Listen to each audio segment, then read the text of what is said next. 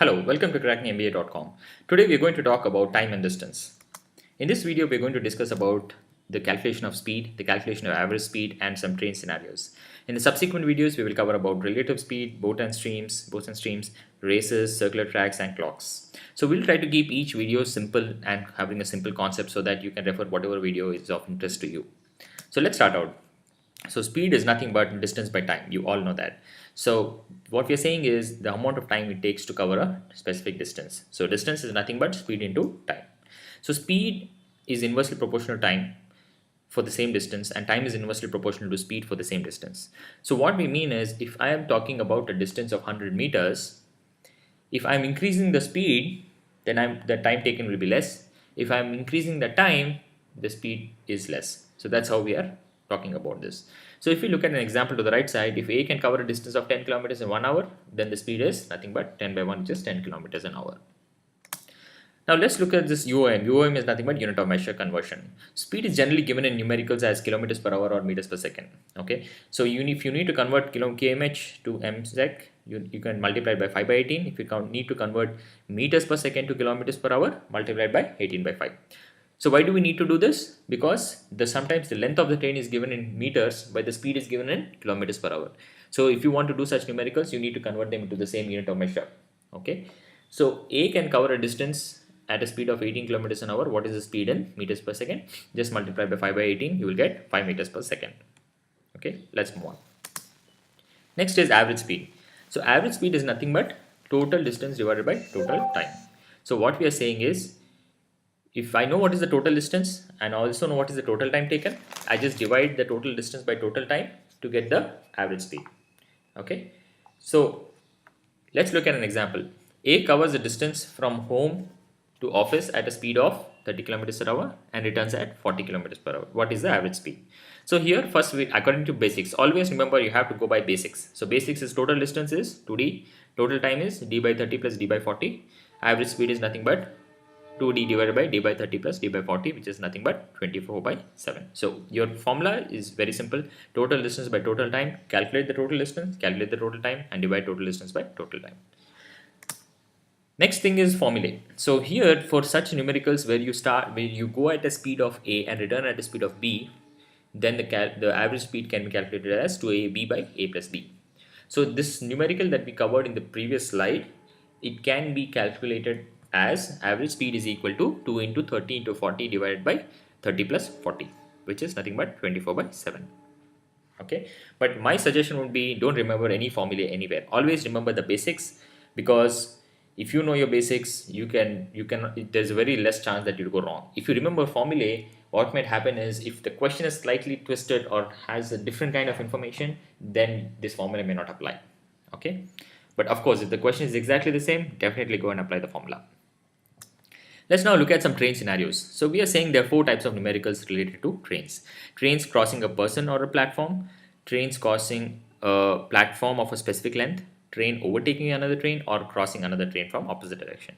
Now let us calculate the distance involved for each of these scenarios. So if you're saying train crossing a person, you're saying the total distance covered is nothing but the total length of the train. So a person or a signpost or any pillar or a pole is all considered as a point. So the total distance is the entire length of the train that covers or crosses that particular point. The train crossing a platform of length d, we are saying that the total distance is the entire length of the platform and the entire length of the train. Entire length should be covered. So that is nothing but L plus P.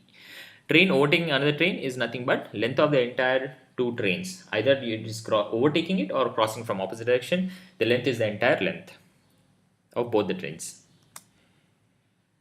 Now let us look at one second. Yeah, let us look at some numericals or questions. A person is traveling 300 kilometers. First 180 he covers at a distance of 36 kilometers an hour, and the remaining 120 at 24 kilometers an hour. So what is the average speed? So average speed is nothing but total distance by total time.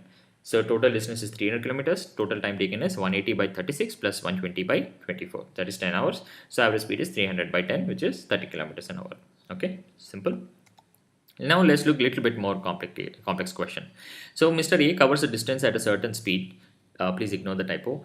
He observed that on increasing his speed by 25%, he takes 24 minutes less to cover the same distance. What was the original time taken? Okay, so there are two approaches for solving this question. I'll show you both. Okay, first one is using the minimalistic approach, where we don't put the pen on paper but try to solve it. So on increasing the speed by 25%, new speed is nothing but s plus 0.25s, or which is 5 by 4s. And now speed and time are inversely proportional, so the new time taken should be 4 by 5 of the original time. Okay, so now if the original time is t, the new time will be 4 by 5t, so the difference is 1 by 5t, and that difference of 1 by 5t is given as 24 minutes, which is nothing but t is equal to 120 minutes or 2 hours. So this is a faster way of solving the question without putting pen on paper. Okay, now let's look at the other approach.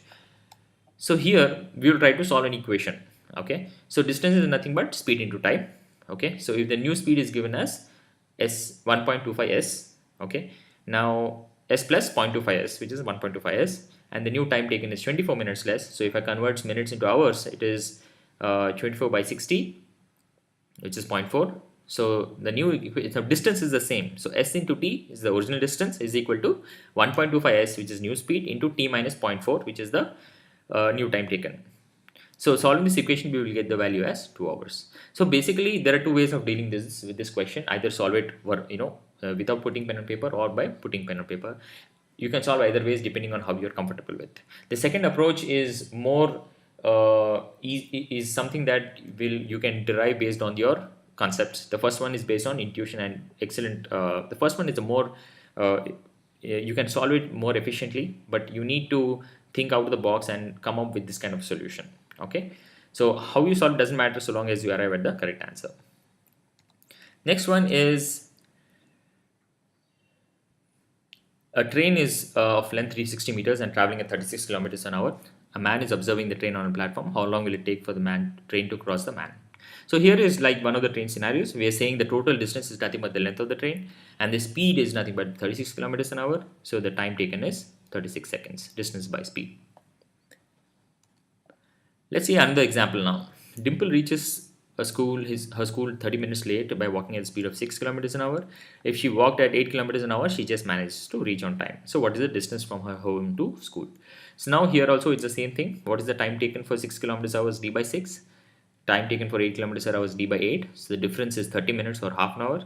So solving the equation of d by 6 minus d by 8 is equal to 0.5 will give you d is equal to 12 kilometers. Let's look at another example. A train takes 30 seconds to cross a man on a platform and 40 seconds to cross a railway platform. If the speed of the train is 54 kilometers per hour, what is the length of the platform? So this is like the train scenario which we talked about. First thing you should do is identify what is the distance.